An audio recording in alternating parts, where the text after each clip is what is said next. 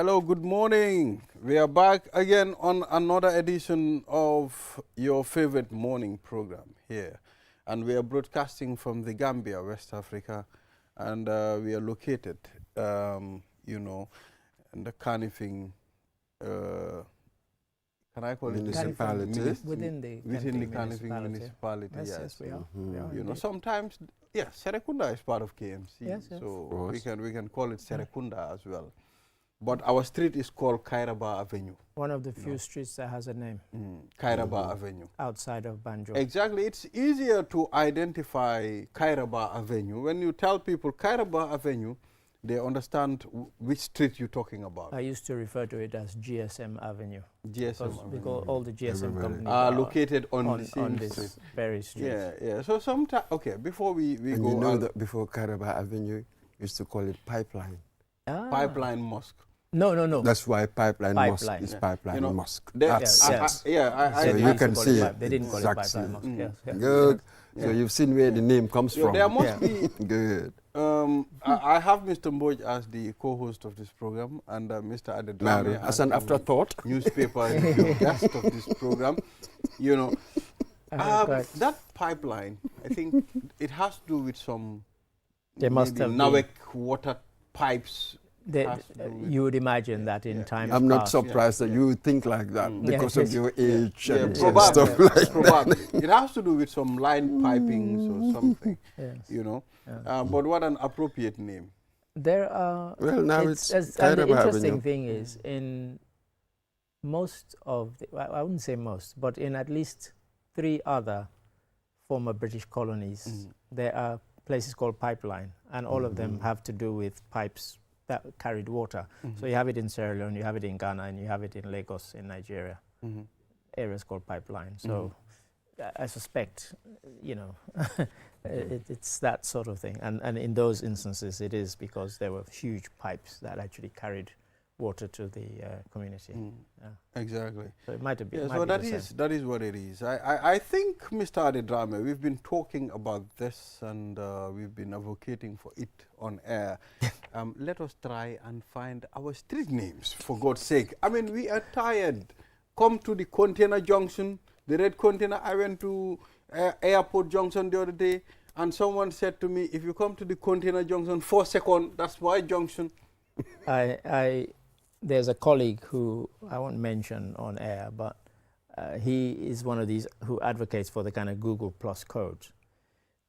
But it was quite amusing because I was standing and he was on the phone trying to tell somebody how to get to his house. And he was saying, I'll send you the Google Plus code. And the person would say, I don't know how to use that. Now, if you just tell them your bloody address, they can damn well get there, You don't have to start memorizing Google Plus codes, have a smartphone, all sorts of, just say, I live at Ibrahim Balde Avenue number 10, boom. And do you know my area? It's annoying. If you're directing a person to my community, if you tell them where Balde lives, Balde's compound, Balde's community, the taxi drivers, they know where my community is. It's like we have the place called Mohammed Jah Junction. Because of course that's where Mr. Jah's residence was, and it became known as that. But that's not officially its name. But most people, every taxi driver you tell, they will know, drop me at Mohammed Jah Junction. People need reference points. So they could even use that as the official name. That's it. But it's for me it's laziness because this is such a tiny country. There are countries 1,000,000 times our size. I can remember there was a time they were renaming some of the streets in the Gambia. Madam Zainab Jammeh Street, I think the Serekunda, from Westfield to Serekunda route was called Zainab Jammeh Street. So what happened to that? Nobody knows. Nobody can remember that anymore. And honestly, there's no, because I sit in the office and you hear people and I just kill myself laughing because it's like, listen to you. You're spending 15 minutes directing somebody, and you're trying to say, "Oh, I'll send you the Google Plus code." And it's now easier. share your location with the people. That's what I'm saying. That's what I do. But if you have a smartphone, when you can. share your location, I get to your destination. Yeah. I'll be with you. Yeah, but if I'm walking along a street and I don't know where I am, I think, oh, where am I? What are you going to do? You could just say, I'm standing by street X, Y, or Z. You know, you don't have to, because the kind of share location, it's like, it's only a kind of one-to-one, but also, and you know, I mentioned this on air, I think last week, when I was in the UK recently, the thing that struck me more than almost anything was that I was there for just over 2 weeks, and every single day, my doorbell rang with somebody delivering a parcel, a letter that had to be signed for, something that I'd ordered. And it was the same for myself and my neighbors. And the whole, it really brought it home to me. The street, for the whole 2 weeks I was there, people were delivering to me, they were delivering to my neighbors. So there was a steady stream. Here, we've killed the postal service. But if you had addresses, you could revive it and create hundreds of jobs. I wanted to say that. But now, I wanted to say that. You have people who do these deliveries and they use the Google Plus codes and so on. But trust me, if you had addresses it as would well, have been more effective. It expands it so much and efficient. The place is called post office. We've even knocked them down. They don't exist anymore. When I was in Turkey, I mean, the number of delivery bikes that I've seen in the street. I see some here now. Yeah. I was wondering, anywhere you go, all the street restaurants, you see delivery bikes. Yeah. And it's creating a lot of employment for the people. It is. But I think during Jawara's time, they were doing justice to these street names. I mean, I think we had a lot of street names. Well, the Brits left. We have the Lehman Street, Hagan Street. I mean, we have Tafsir Dembombai Street. We have all those street names. You're talking about Bathurst. Yes, Mr. Mbo, you are a witness. Bathurst, then Banjul. Absolutely. You should hear us now when we talk about then, when we reminisce about back then. So you'll hear somebody say, can you remember that family that lived in Lancaster, number 14? James Senegal. I know 14. But now I was number 16. Now you cannot Stuff have that like conversation. That. So that was only outside in Banjul. Banjul. Only Banjul. Outside of Banjul, you can't have that conversation. You'll say, oh, the family that lived in, you remember that street by the mango tree, past the like popo, whatever. You know, you cannot have that conversation. You know, I once said here, we used to talk about, you know, we had a street football league, and each team was based on the street. The street gave your football team its name. You know, what do you do here? Next to QCell headquarters, FC. You know, come on, just keep them all in there. and even this Serakunda settlement afterwards, in the beginning, everywhere, all streets had names. Had names, yeah. Everything happened. But afterwards, then you started hearing stuff like, oh, it is difficult to unite the community around one name because of the difficulties. So many people will suggest all sorts of names. So that lack of leadership, really, do not have the will to take decisions. Vision, yeah. That's it. So that's really, in the end, that destroyed I mean, everything. they had a similar thing in America, but how did they get around it? You have first, second, third, 100th Street, you know, a street called, you know, street called 96th Street. You know, so you don't have to name them after people. Yeah, I've seen that. So even in Fajara, they tried something like that. Right. The American version, the American style. So there's something like that was tried. But this is it. It's not beyond our ken, you know what I mean, to come up with a formula that works. I had an argument with some guy on Twitter when it was still called Twitter, because of the article I'd written for BBC about the lack of street names and so on.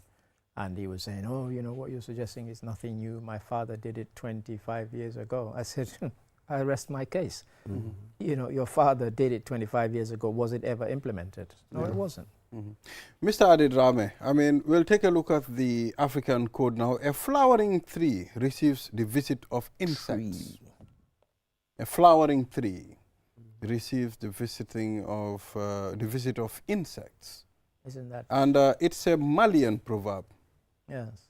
And you can tell your Malian colleagues that even a dying tree also receives different insects. I have sort of a Malian blood in me as well. You claim blood from everywhere. I have Mali, since you've been I on have this. Mali, I have Manjago, I have Fula, I have Fula, Wolof. there you go. All combined You together. are a real ECOWAS child.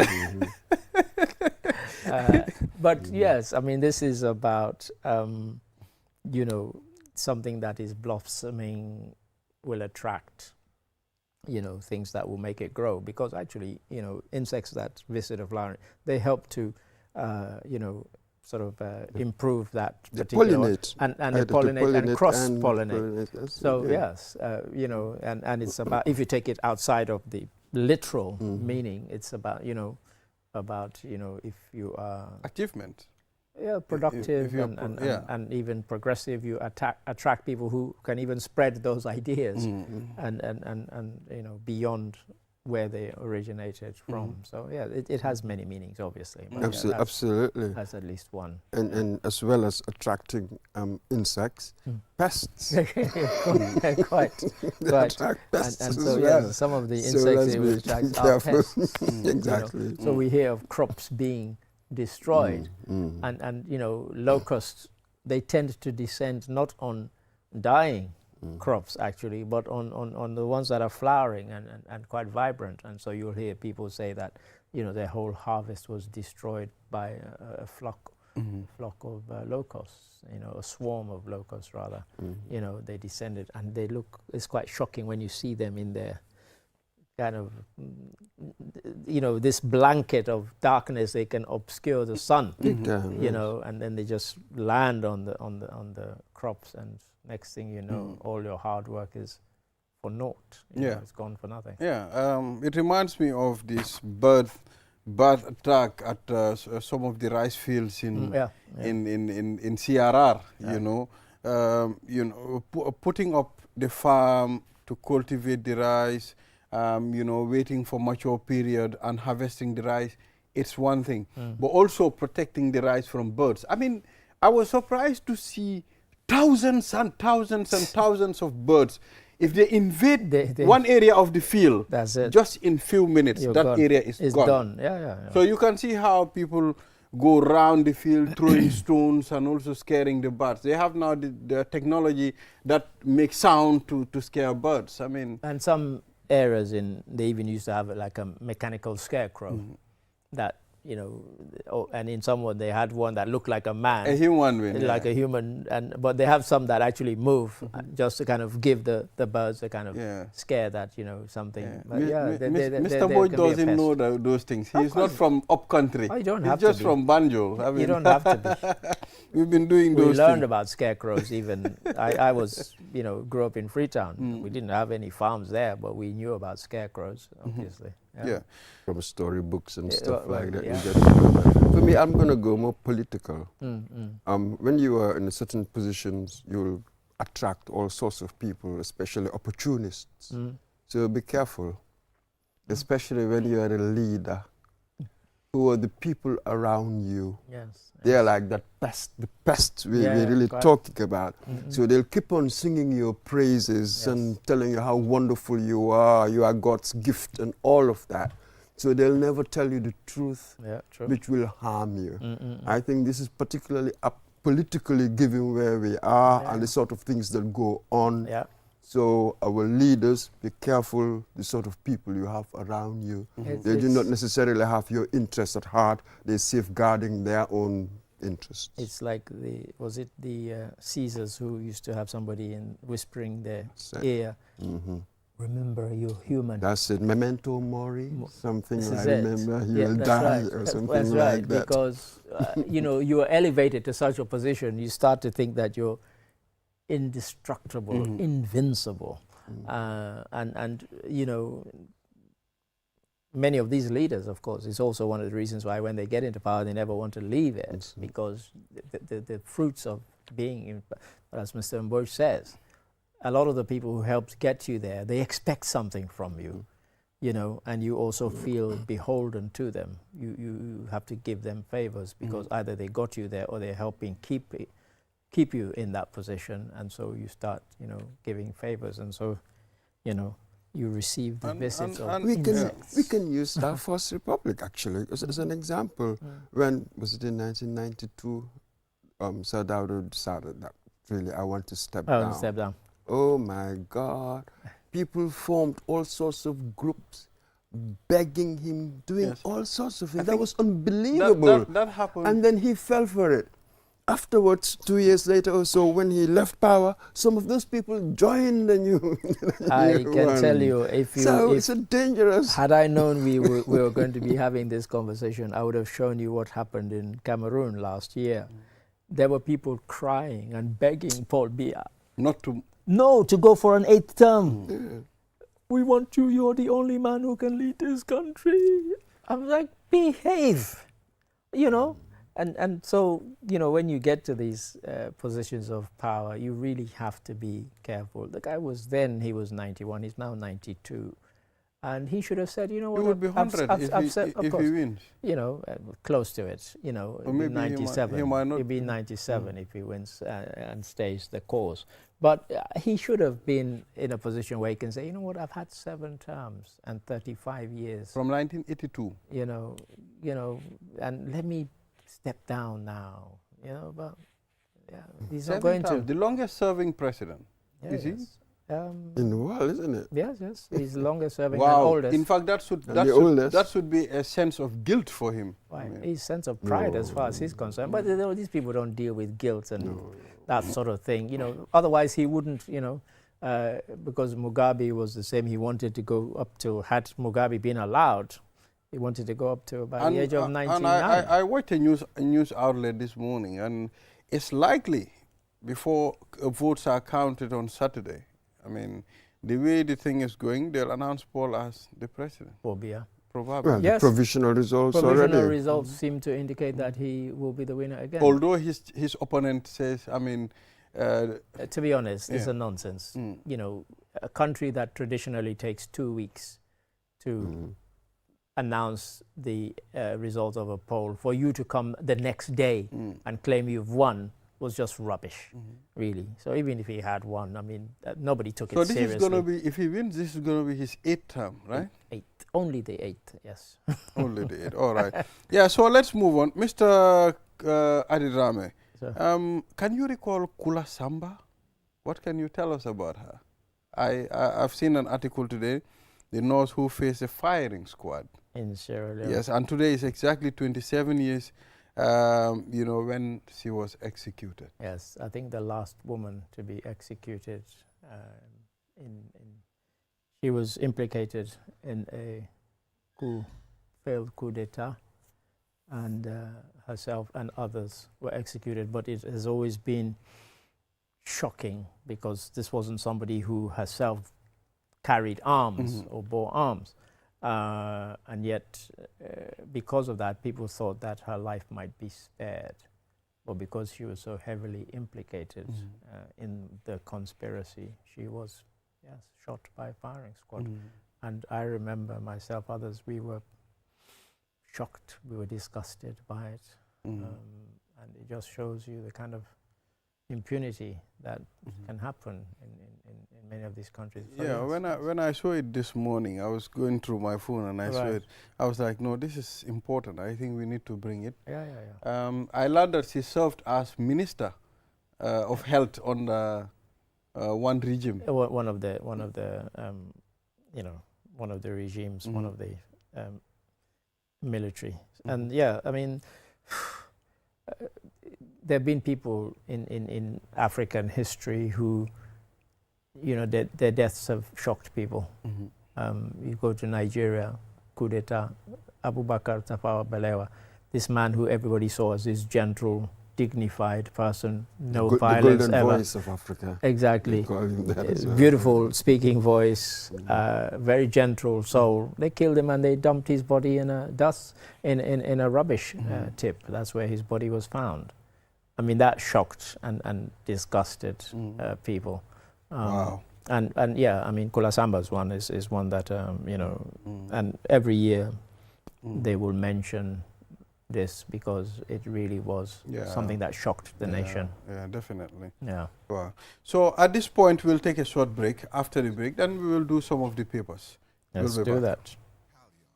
Gambia's leader in optical care with 5 locations offering the best in visual health. With cutting-edge European technology, Opticalia delivers single-vision lenses in just 20 minutes. At Opticalia, we care about our future. Eye exams are free for individuals under 18, ensuring everyone has access to quality eye care. But it's not just about vision. Opticalia also provides advanced audiology services to ensure your hearing health is in the best hands. Our audiology services offer European standard hearing aids and diagnostics, ensuring everyone can hear clearly. Whether it's testing or treatment, you can trust Opticalia for your auditory care. Opticalia offers European standard products, fair prices, and exceptional value all under one roof. Visit Opticalia at the Tropic Shopping Center near Senegambia or call us on 7767-121 or at any of our regional branches. Banjul 7767-126, Brikama 7767-123, Farafenni 7767-124, Basse 7767-125. Opticalia, love what you see and hear.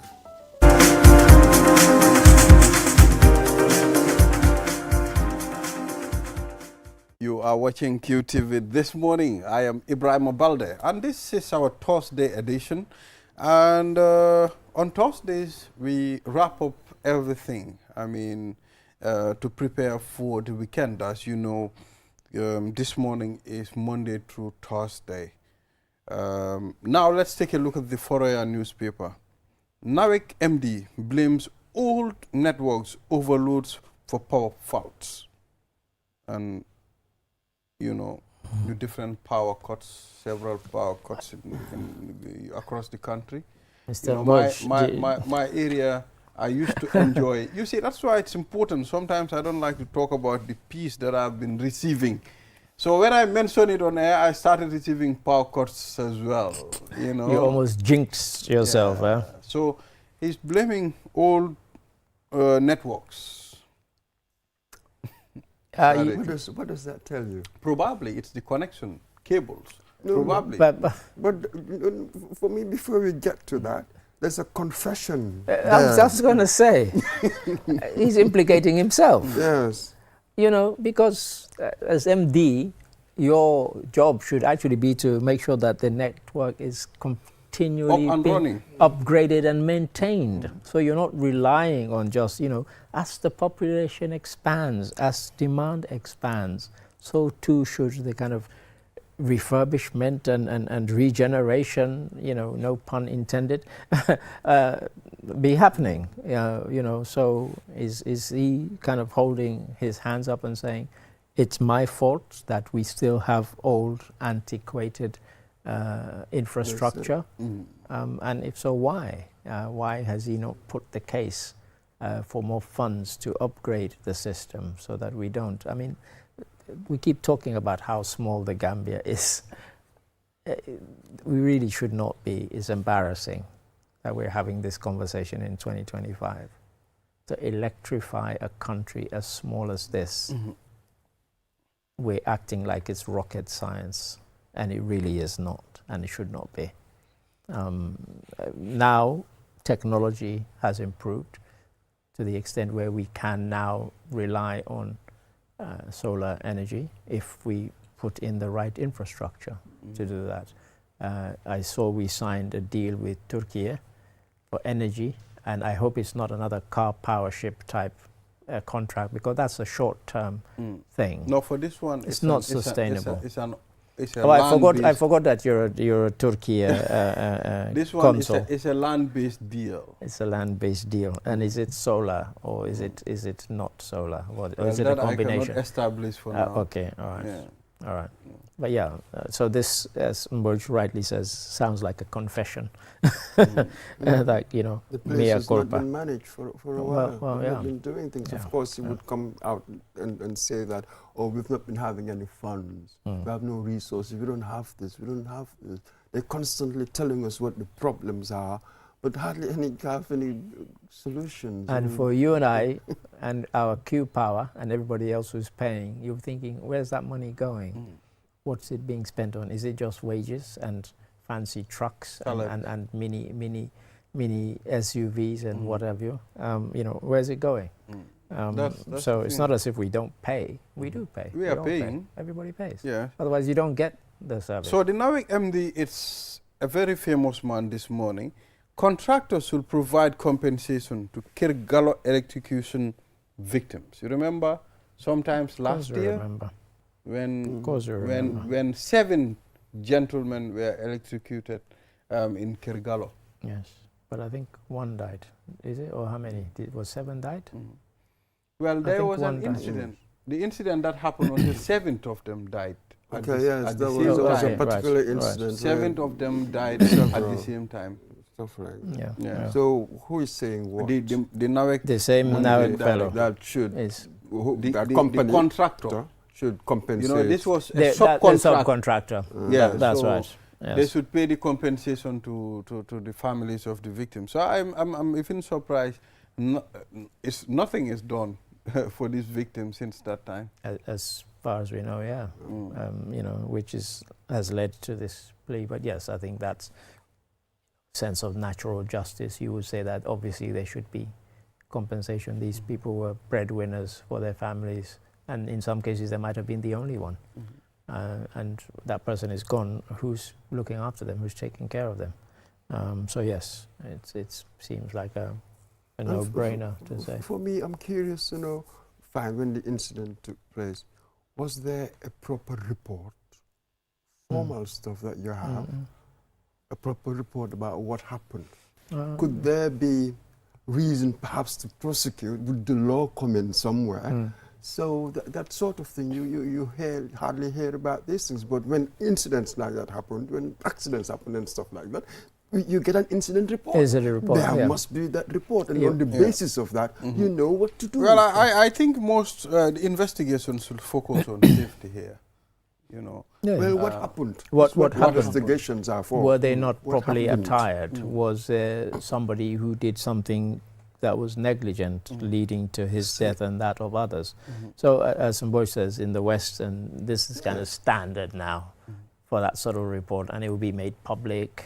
Even the hearing would have been a public hearing, because, as you said, if 7 people are killed in a single incident, trust me, if this was in England or America, you'd never hear the end of it. It would be on the news every damn day. You know, so yeah. Here you have the culture of secrecy and the, you know, the way we do The Maslow governance. syndrome. That's Let's kill it. Let's just try to talk over it. Yeah, quite. Sometimes it hurts other people. They have family members. Some have children, young children. So High Court sentenced uncle to life imprisonment for raping his niece. I think it's the same one that the Point newspaper has slightly different headline. They say father sentenced to life imprisonment for repeatedly raping stepdaughter. Repeatedly. One says it's uncle, niece. This one says he's the father and Then that must be stepdaughter. a problem from one of the journalists Yes, who because attended the session. because it would have been Probably the person it would have listen. been clear in court what the relationship is, but nonetheless, it's obviously severe enough to warrant a stiff sentence. And for me, it's kind of depressing that this is not the first case of its type that we've had since I've been in the Gambia. You've had instances of fathers raping their biological daughters that have ended up in court. And it's something that most of us as parents find quite repugnant and almost unbelievable. And it happens, you know. And so, yeah, a life sentence, and yeah, let it mean life, you know. And, you know, hopefully the reporting of it might actually make others come forward if there are similar cases that they're aware I of. think now the issue of rape and suppressing individuals is becoming a thing of the past, because now people realize, okay, there are certain things that should not be kept under the carpet. I think when you are raped, you need to talk about it. You need to make sure you take actions. You go to the right authorities. It's different from back then when an individual is raped. you need to keep quiet about it because you are embarrassed or your family is embarrassed about it? Well, I think scientific and statistically, I think you might find that very little has changed in many of the countries. I related on here some months ago a friend of mine who had been raped by her uncle, her dad's brother. And when she found out about 7, 8 years ago that he had raped another child who was in the house many, many years after her own incident, and she went to the police, her own parents now no longer speak to her. This is in Sierra Leone, and this is not a made-up story. So I'm not sure that, and when things like that happen, they had the nerve to say to her, you're bringing disgrace on the family. Not the rapist being in disgrace, but you for reporting him to the police. And ended up in court. You know, so there's still those kind of familial and societal pressures that actually, so I wouldn't say, I don't have the statistics to say that it's changed now. People know they can go to the law necessarily. No, but there is some writing on it. Still, most cases are never reported. Yeah, quite. So because of social media in the urban areas, of course, you'll get few who would report it, and it makes the headlines. And then it makes the headlines, and then you think everybody's reporting. That people are doing. No, that's not true. But I would most people, suspect the stigma around that family, this, because it happens within the family, it makes it particularly difficult to deal with. Really, you don't want to involve the police. You don't want to involve the law. The reason it doesn't work like that. Because where do you go? Where do you go? It doesn't work like that. I put that forward. I mean, we have seen now how many people are outspoken, how activists are speaking against rape, you understand? How they are teaching people, okay, if you think a person raped you, I mean, you have your right to come out and voice it out. I mean, I think it's really teaching many people. And seeing these headlines on the newspaper, it's telling us, it's manifesting itself, Mr. It's one case. It's one case. It's not 100. You know, so you can't use one case and extrapolate that everybody's reporting. Yes, there are lots of activists holding conferences, seminars, and workshops, and they're validating stuff. Come on. We've been to some of these, and you know, what effect are they having on the society? You know, people just go and pat themselves on the back. At Sadauda, Kairaba, they're not in some village, stuck in some village somewhere, where which police are you going to report to, and where are you going to live once you've reported your father or your uncle to the police? We don't have safe houses that they do in the West, where once you've reported and you say, I can't go back to my family house or compound, they'll go and put you there until the case is prosecuted. So we don't have all that kind of network. Yes, we have activists talking about it, but I would be interested to know what the statistics are of the number of cases reported and prosecuted.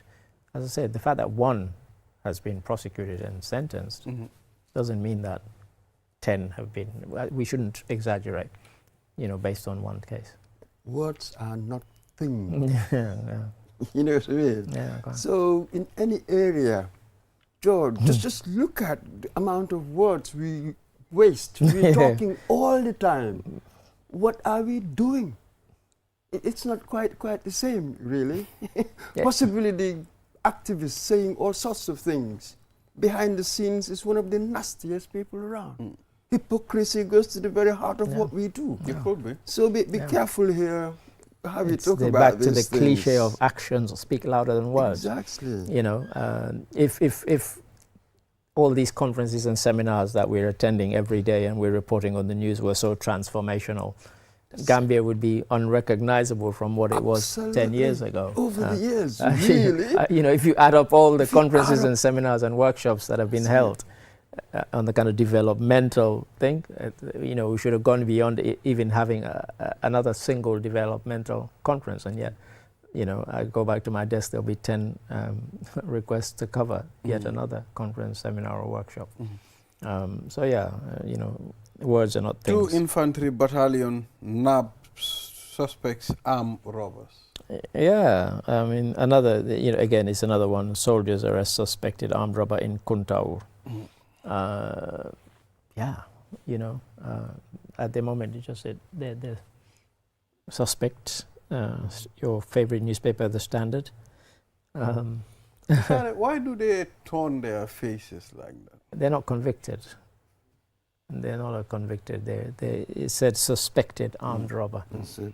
They're not even charged. They're not. Yeah, you know, they've just been arrested. That's it. Yes. So if you saw the guy's face and then they went and found out it's not him, That's it. and you didn't see that he was released, You go and apologize. no, you don't You've know done that. the damage. You've done the damage. You've damaged it, and then that guy, somebody sees him and said, "Oh, that's that armed robber," Armed robber. not knowing that he was released. You know, so the person was arrested, not yet charged, not yet convicted. They're not. That's it. You For me, can't when describe you them are as a charged, yeah. when you are charged, Oh, that's and right. possibly I can name That, you. yeah, They'll quite, show yeah, you quite. when you are charged. That's right. Otherwise, one should be very careful. And in some countries, they charge you and name you publicly Yeah. because others might be alerted to the fact that, oh, that's the same guy who ripped me off or who did this or did that. Exactly. You know, he stole my money or he raped my child or whatever. And they say, oh, that's... In Germany, they don't. They'll just put your first name and the initial of your surname. So, for example, when they prosecuted by law, it just had by L. Yeah. We knew who it was. You know, it really occurred to me now, you know, when one of our friends was prosecuted in Austria? They sound similar. And they were using I after his name. So they didn't put the whole full name. They were using I. So I was wondering, why are they calling him They have I? that system there. Not every country has it. But in England, they'll name you and put your age as well. So that people know that it is Ibrahim Abalde who's 37, not Ibrahim Abalde who's 25. You know, that sort of thing. And even the area you come from. So that it is quite specific. So let's talk about Cuba. The ambassador says UN General Assembly to consider draft resolution for ending blockade. Well, we had that yesterday. Yes. So I'm telling you how concerned they are, how they want this to end. You know, Cuba and the United States, not very far. So 90 miles. 90 miles between Cuba and the US and Miami. Yeah. I mean, when St. Matty was here yesterday, we talked about it briefly. The fact that this blockade, I called it a shameful blockade that has gone. And I mentioned the fact that friends of mine who've been to Cuba have said that when you land at the airport, they ask you, do you want us to stamp? In case you need to go to America, you might be refused entry because you have Cuba stamped on your passport. So that's all part of it. And it's you know, America still does business with some of its so-called bitter enemies. They do business now with Japan, with Vietnam, with Russia, with China. But your next door neighbor, you're still bullying them, you're still blockading them because you can and because nobody's going to hold them to account. So this comes up every now and then. They ask for support from the rest of the world for the blockade to be lifted. But as I mentioned yesterday, as long as somebody like President Trump is in and he gets a lot of support from the Cuban exiled community in Miami, they voted overwhelmingly for him, he's not going to lift that blockade. I don't see any president with the guts to do it, to be honest, in America. Not Obama didn't do it. Obama made certain dynamic. Yeah. He tried adjusting it, to make sure it looks better. And he relaxed some of the restrictions. So when Obama was president, you could go to Cuba, get the stamp, and not be denied entry to America, for example. I don't know whether they've reintroduced that under Trump. I suspect he might. But certainly under Obama, people could freely go to Cuba. And even Americans were then allowed to go on holiday in Cuba if they so wished. So the major dynamic there is America's domestic politics. Yeah, quite. Remember Bush and Al Gore. It was Miami. Yeah, quite. It was the Cubans in many ways. The hanging charge of absolutely. of Miami. That to some extent really determined America's policy towards Cuba. Yeah. You might have an Obama, a more progressive as a president who would try things. Yeah. But essentially, and domestic politics. And many of the Cuban exiles in Miami, they were bitterly against, because for them it's kind of, they need to justify staying in America. They don't want to go back to Cuba anyway, really, not really, you know, because since 1958, whatever.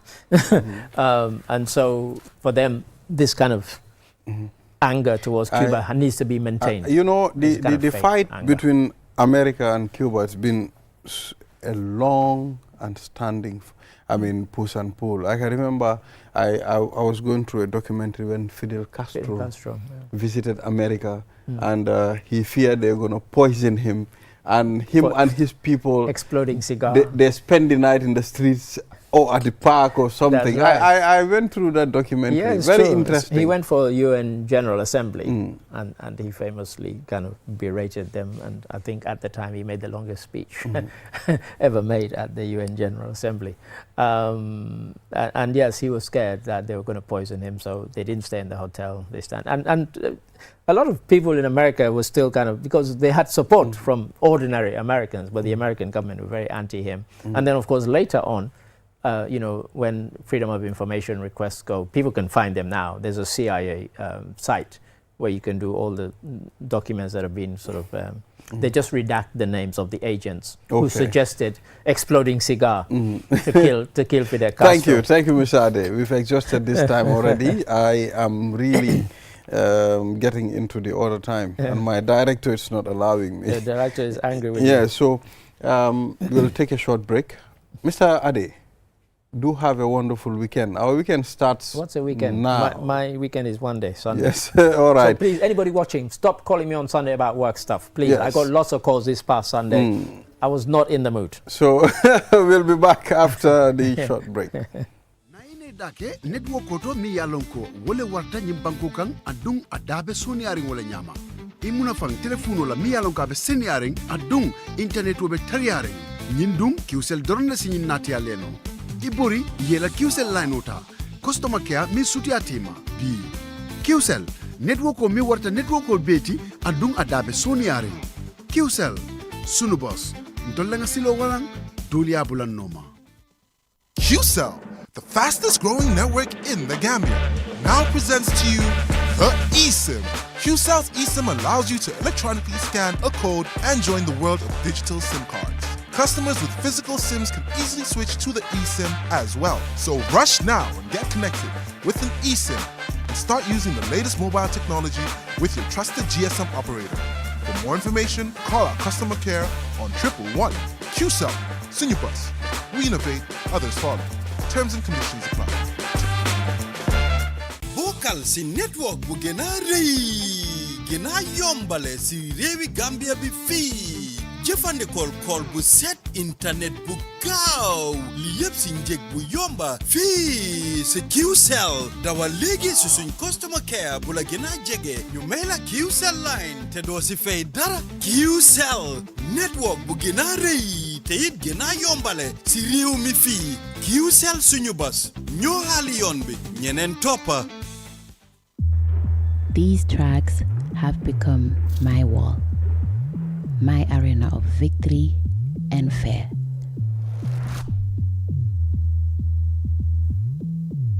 I relentlessly walk, push, strain, and stretched.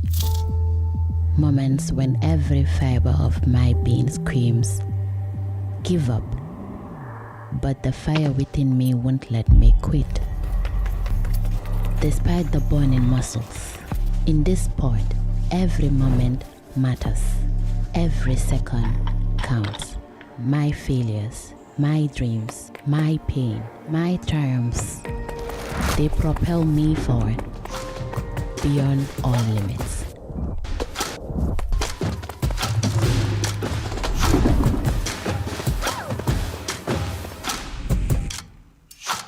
I am Gina Mariam Basbite,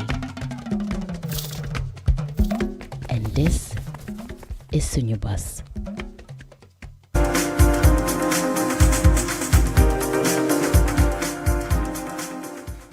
And this is Sunyubus, the Gambia's quality network from Katong to Koina. We've already expanded and to make so, I mean, connectivity become a thing of the past. Be connected to the only 5G network, the pure 5G in this country. You can get your QCell SIM cards across the country from any QCell outlet. You can pass by QCell Kairaba Avenue and we will give you a QCell SIM free of charge. All that you need is an ID card, driver's license, passport, an alien card to qualify for a QCell SIM card. Now let's move on to the segment. We have the UTG Science Week team and Mohammed L. Saidikan, Secretary General, UTG Students Association. Welcome, Mr. Saidikan. And we have Amika, Vice Chairperson, UTG Science Week. Ami, you are most welcome on this program. Thank you so much for having me today. Yes. So, I mean, how have you people been? The work has actually not been really easy, but we have been working tirelessly with our team to ensure that there is enough communication and that this program is a success for us as the Science Students Association. So let's talk about, Mr. Saidikan, the central team for this year's UTG Science Week. Yes, exactly. Let's take us through. Thank you very much. This year, we came up with a theme which is advancing national development through scientific research, innovation, practical knowledge, and advancing the national development through STEM, while empowering the next generation through STEM and fostering environmental stewardship. The vision of this theme is inspired by innovation, research, and environmental awareness among students. So we also want to show the people out there that the sciences are not only limited to the theories we learn in the four corners of the classroom, and that we can do more. When we are given the opportunity and the empowerment, we can transform this knowledge into real-world solutions. Yeah, so basically that is. So I mean, let's talk about how the Science Week it's going to impact inquiries, scientific inquiries at UTG. Exactly. So thank you very much. That is a very interesting question. So this Science Week we are talking about is one of the biggest events we organize in our association, and it is held annually. So usually how we do it, we have a series of activities that are observed during this week. And to tell you, the aims and the objectives of this Science Week is to promote STEM learning through practical research and to also inspire the younger ones to venture into science and to also strengthen public confidence among students by hosting, innovative exhibitions.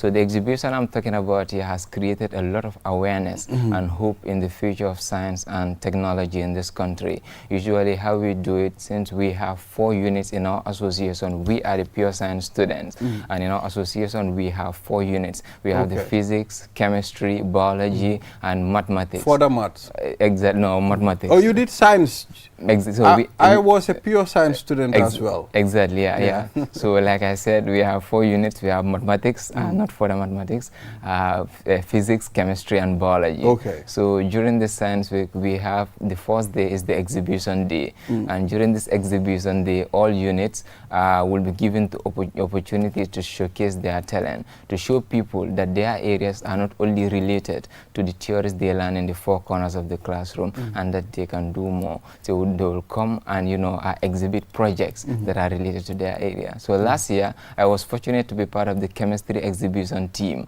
and we were able to demonstrate how aspirin is produced in the laboratory using the necessary equipments, and chemicals that are needed to synthesize that drug. And we also have the community outreaches where we tour the rural Gambia and some parts of the Combos to sensitize people about the significance of science and how impactful it can be in our country. So, Mr. Mboj.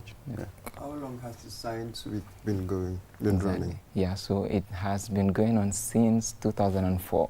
So 2004 was when our association was established. That is the UTG Science Students Association. We are a registered association under the Students' Union of the University of the Gambia. And the motive geared towards our association was advancing science in relation to learning, research, health, and national development. Like I already mentioned, we have 4 units,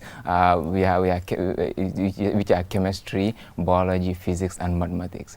So basically, yeah, since the formation, what are the milestones you think that you've achieved? So I can say, especially considering this Science Week, if I want to mention the impact this Science Week has contributed to the national development, you won't believe it. Initially, you hardly see a pure science. I might. Again, you hardly see a pure science student in our association. Students studying chemistry. Even our lecturers do tell us that it's very rare for students to come into those areas because they believe they are difficult. And some also have this mentality that if you study pure sciences, the only thing you can do at the end of the day is maybe to become a teacher. That is the mindset people have. To be a science teacher. To be a science teacher. They don't know that we have a wide range. You know, when one thing about a science student, when you are a science student, you can do anything. Exactly. Imagine I'm doing journalism and I did pure science. Yeah. You understand? So you can divert to anywhere. I mean, you know, during school days, they term science students as the most intelligent students. And the most serious. You know, not different from, they are different from the arts and commerces and others. Yeah, so let's involve Amika. Yes, Ami, what is your role?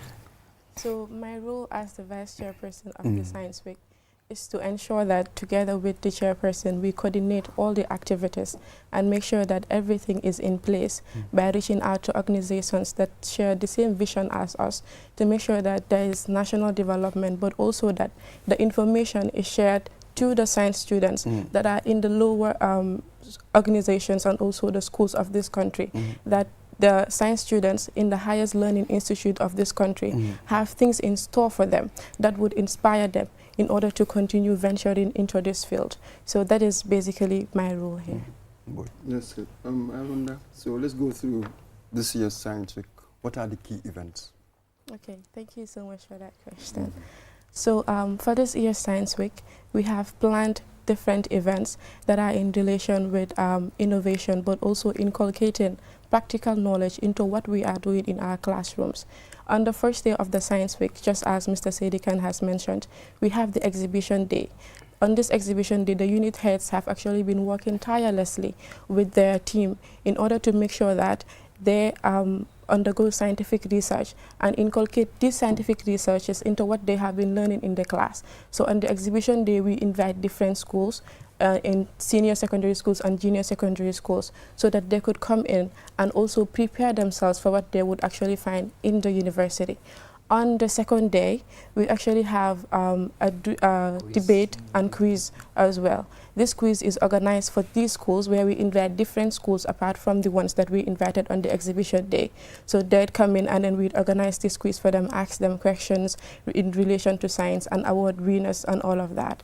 So one of my favorite activities during the Science Week this year has to be the Environmental Sustainability Day, because in biology we believe that our environment is directly proportional to the human being, to our mind and our body, which is why this year's Science Week we introduced the Environmental Sustainability Day. And on this day we'll be having seminars to inform the students about how important it is that we take care of our environment, but also organize a tree planting activity and also a waste recycling. We'll be using the same waste that we have in our school campus to recycle this and show the science students how instead of loitering these waste into our environment, we could recycle it and use them. Another important day of the Science Week has to be the Sports Day. And this year, we are making sure that the women are entirely involved because we believe in women empowerment. So we are making sure that this Sports Day, the men and women are involved in a lot of activities that are in relation in sports.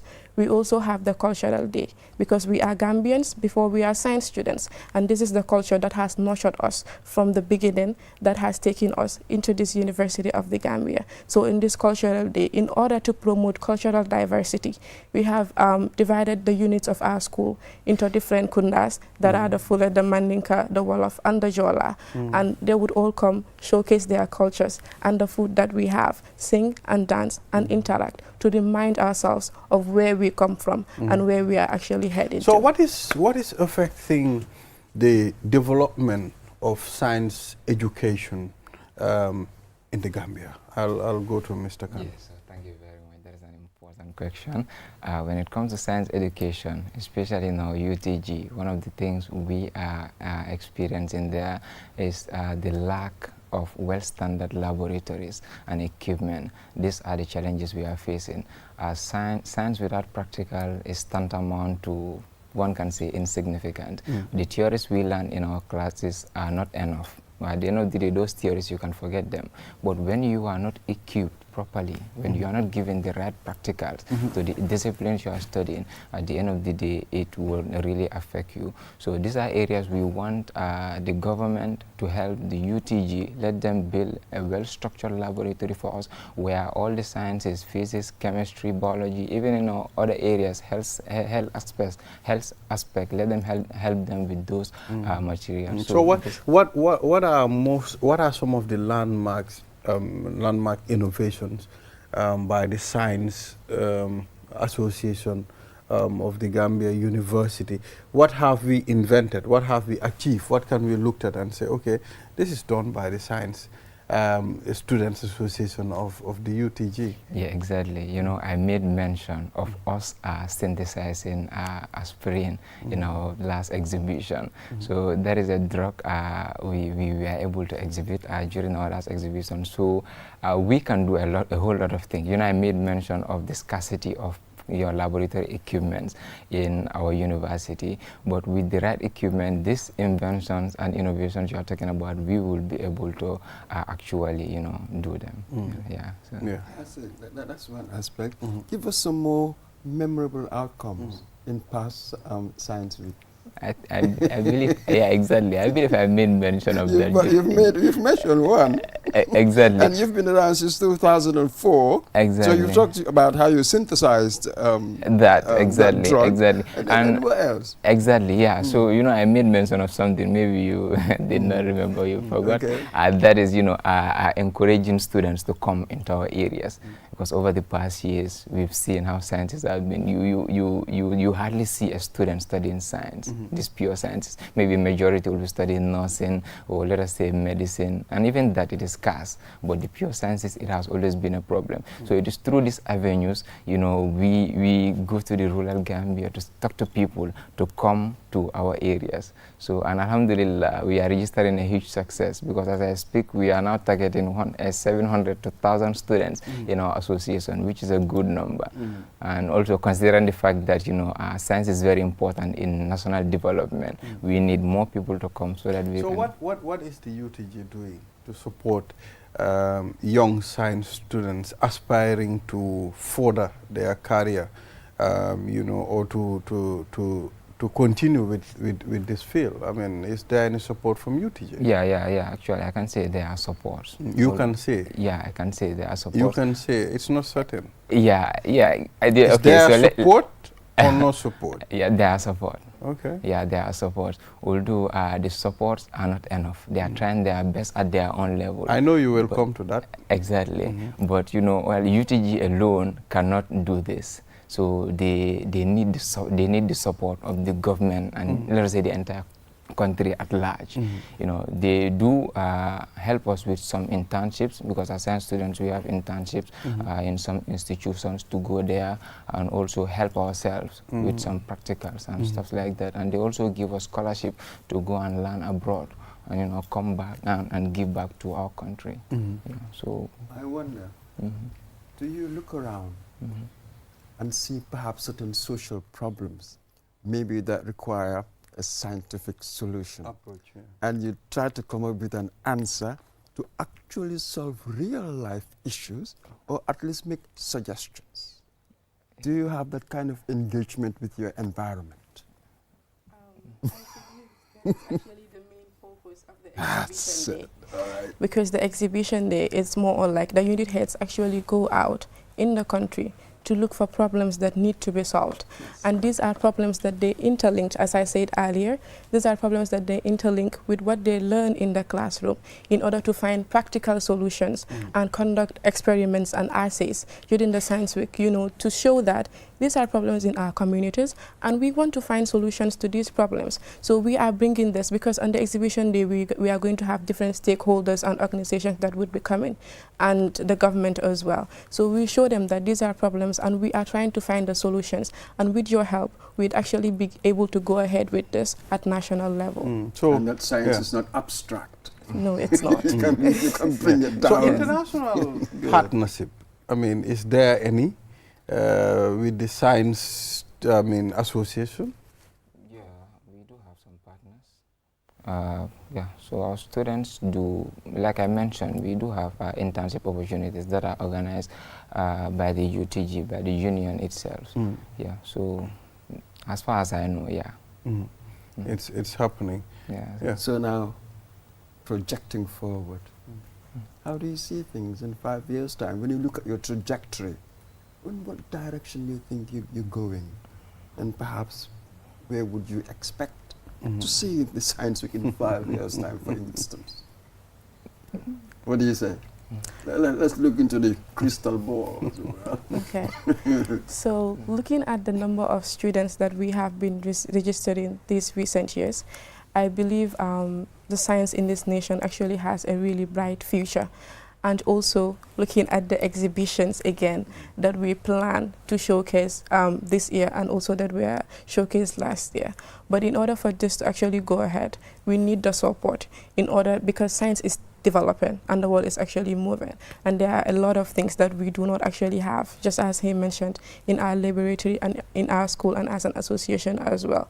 So we need this support in order to bring these things into the country and into the university, so that these are things that we could use in order to, project the ideas that we have, because we might have ideas as a team and have discussions and all of that, but if we do not get the support that we need from external sources, it's actually going to be difficult. So yeah, that is. So finally, how is science going to address and make change in the national development challenges that we have as a country? You might think that way, but another person is thinking, okay, this is what we are supposed to do. So how is science going to fit in this instant? Yeah. So just like she was saying, and I mentioned, these innovations, I believe, there are ways we can use to ensure national development. So if we are able to, synthesize aspirin at this level, at let us say second year level or third year level in the UTG, then you can imagine those who have already graduated can do with their degrees, or those who have masters. So this to show that the significance of science as far as national development is concerned cannot be overstated. You're talking about aspirin all the time. Yeah. UTG, you people are talking about aspirin. Others are talking about bigger things. Yeah. I mean, stop using aspirin as an example. Aspirin, it's a combination of chemicals that you can use. But I believe with time we should be able to innovate a lot of bigger things when there is bigger support. Because I can see that light in your faces. I can see that ambition, how ready you are. I think this is very important. All jokes set aside, you people are wonderful people, and we would be able to build very wonderful scientists in the future. So keep it up. Yeah. And stay home. With most of them, you get your degree, maybe you get a job offer somewhere, you go. So the brightest talents at the very height of your powers, that's when they leave. And perhaps when they're getting old, they come back. They come back and start advising people what to do. That's a massive. But please give back to this country. Anyway, we need you.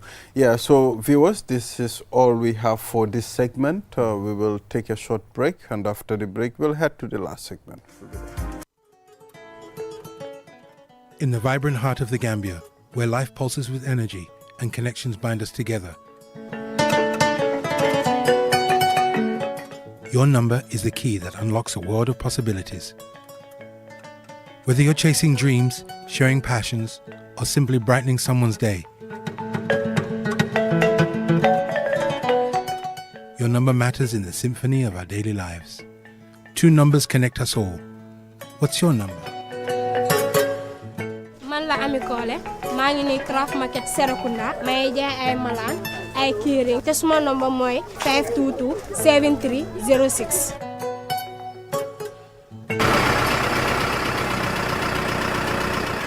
Assalamualaikum. Aha, to caterpillar men fali so mi jonnam no mama si mi wara ma call. Wadu 3 7 3 6 9 4 4. Téléphone yi lañ bëggoon seen téléphone si ngeen bëgg. waaw Alice baa ngi nii waaw yaa booy mooy li ma la doon di waxal ndax soo passé sa grade 9 exam bi dinaa la surprise.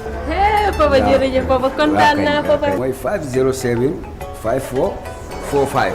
jërëjëf papa kontaan naa man la Hab Design maa ngi located Safidine man mii maay buuri ñëwkat yi dama dee ñëw birthday dress prom su ma noo mooy 345 7377. Ndelem lami ndawo non ha Swiss baba na lafta fe nyimala anna dalal nanno mo 37 805 Maremu yere yani lasana bangali bitigi aswana yere nomba ke yani 3737 181. Check me in, check me out. Malla Dawra from Tajikistan. Welding la de ligue dama job i bunta i paranter bi moy suma nomba bi 3855 798. Man la Bamba borom cuuraay yu neex lépp lu waay soxla ci wàllu cuuraay boo ñëwee fii suma place da nga ko fekk suma number mooy 319 5188. Ha na number dia la 31 00 875. Ha wala na number dia. Hey, la ilaha illallah ma shibo mane koro sise. Alo konde me kibaro la. Hakulo be bona. Alafam bama ko ngay transporter felentiring the only transporter in town nan kisol number mo mindi wala 3070 304 taxi cinema nan woni ñam transport dama dopp sani yere gëm naa suma xela man bu ma kenn di laal wala di ma jege if not man naa la gaañu man li may faj mu ci xale bi ne moom xam na la ma daa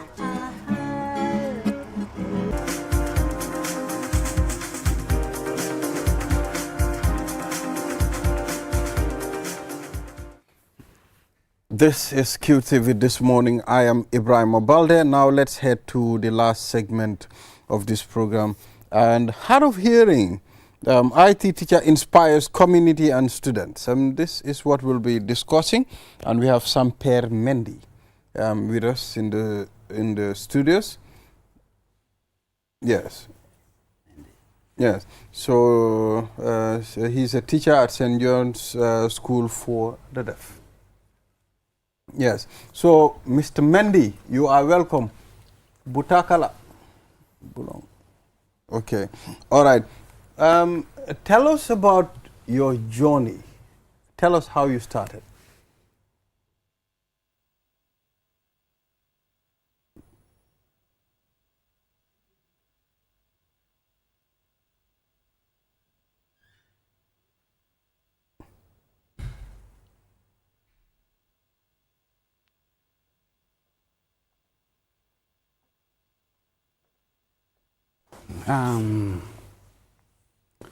I started my primary school at Stanunku. Oh, Sitanunku! At Nyom. Yes, I know Sitanunku. So that's where I complete primary school. Then I moved to Bakala, upper basic school, the same Nyom. So after completing there, I joined Ndaus Comprehensive. So why I complete my West Africa examination, Casino School Examination Council. Okay, so there was time I started my computer science studies. We are the first batch at Bakau, New Town. The school is called My Future Skiing Training Center.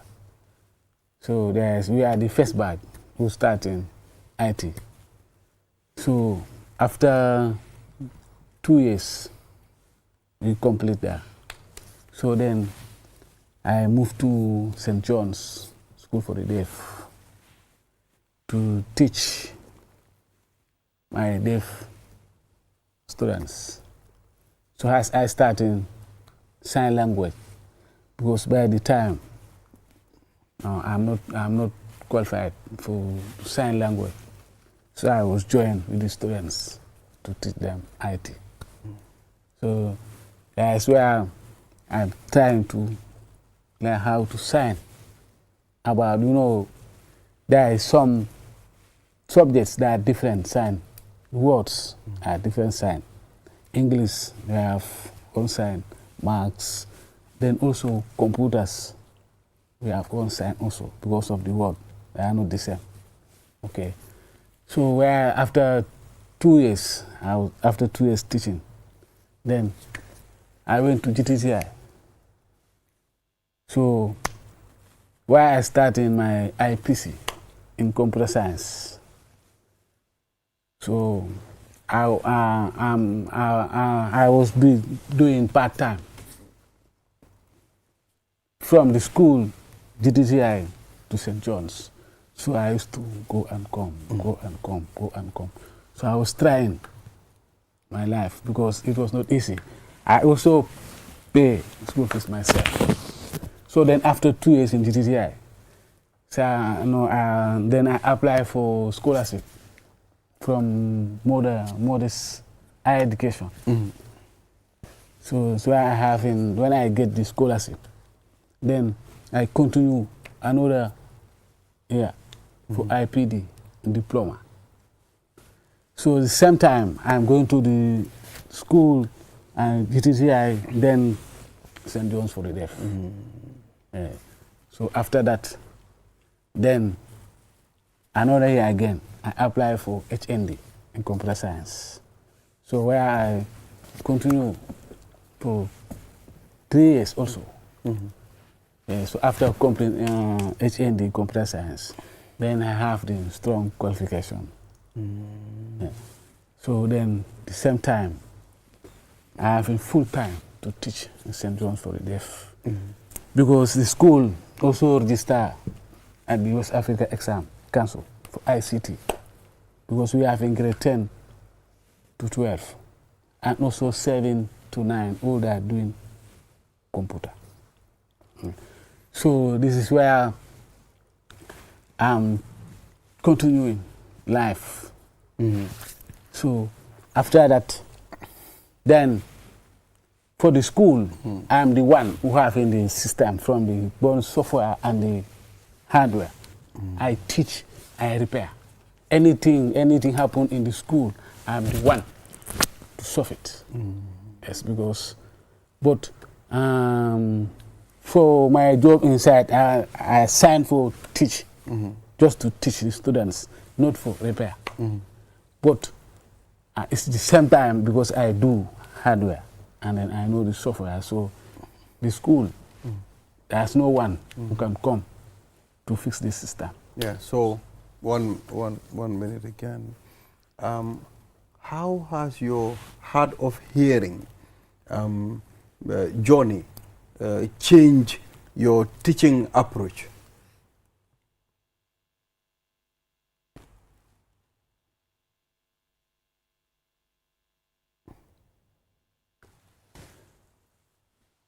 Because for me, my life is before I was not deaf. Before I was not deaf, I born hearing. So it's just like some sickness that happened to me during my upper basic school. So it's there where my sound is changed. That's why my sound changed.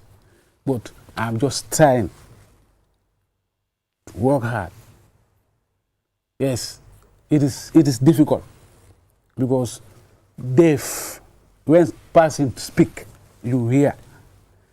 And when person speak, you don't hear. It is different. It is different. Without Dapita, because all my school time has nobody signed for me. Nobody signed for me. I just use my brain. Okay. So I concentrate with the teacher.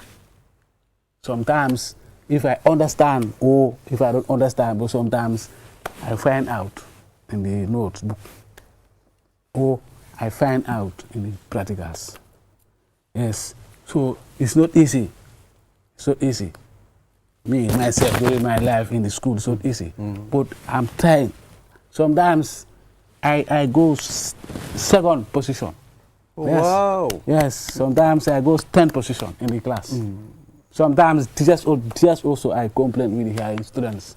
Look at this one. It's a deaf. It's difficult to hear. We always have good pass. Stay now. I wonder though, before that, what drew you to teaching? And more generally, I wonder what career options were open to you with your condition.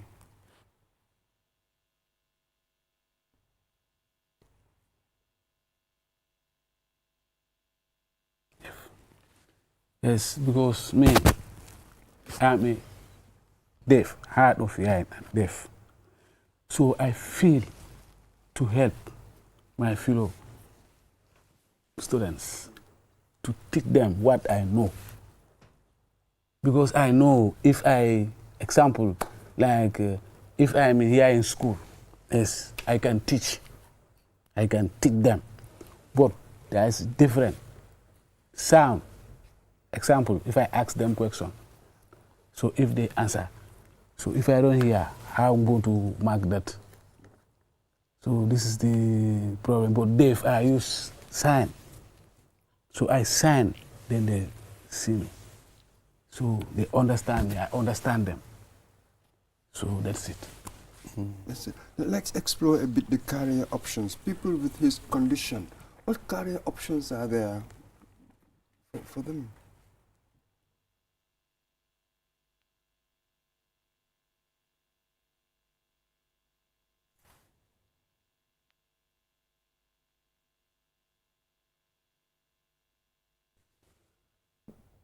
To teach them. Yes. Yes, it's good. Like using sign language and using materials. Because deaf, they need to see. Example, me, in my subjects, I have projectors, I have textbooks, I have different things. I have computers. So I saw them how to do this, how to fix this, how to connect this. So they all see. And we did the same practical and they understand. Exactly. So where exactly do you conduct private classes also for students that don't have access to the school?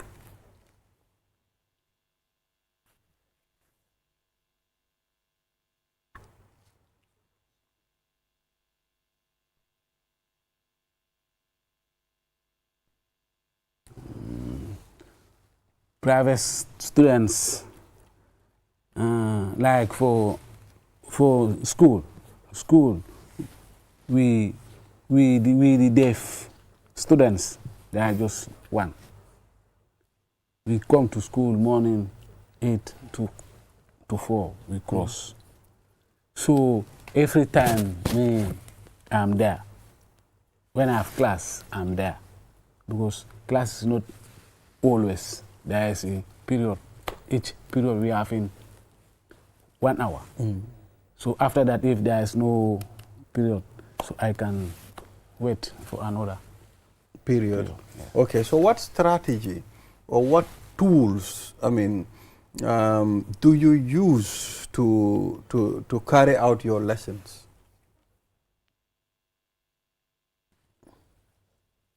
I use my experience because since 2010, I'm in the deaf school. So for me, I know how to teach deaf and understand. Yes, How? Because there is a time to teach deaf. Yes. Deaf, they are weak to understand, but the teacher have to open the way for deaf to understand. It's very easy. Deaf and hearing teach. It's not hard. Deaf is not hard to understand. Very easy to understand. But if you show them, your own way, yes. Yes. You understand. So how does your students respond to your teaching methods? Yes.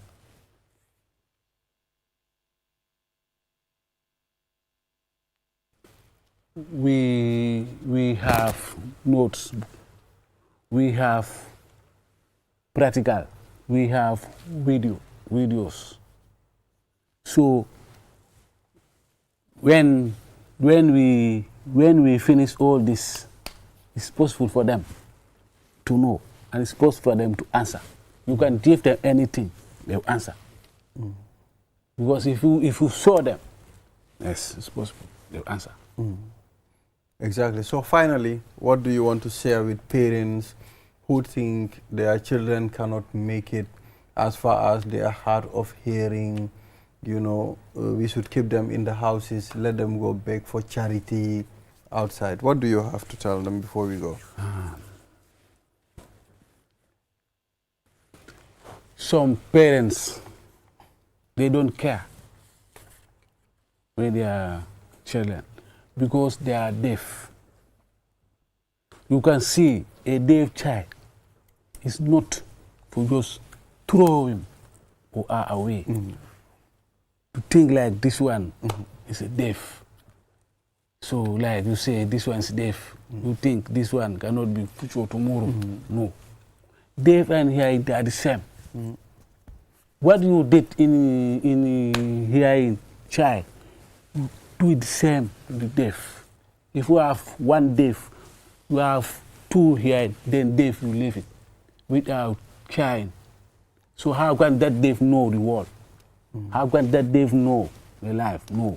You have to take that deaf, take to the school, like St. John's for the deaf.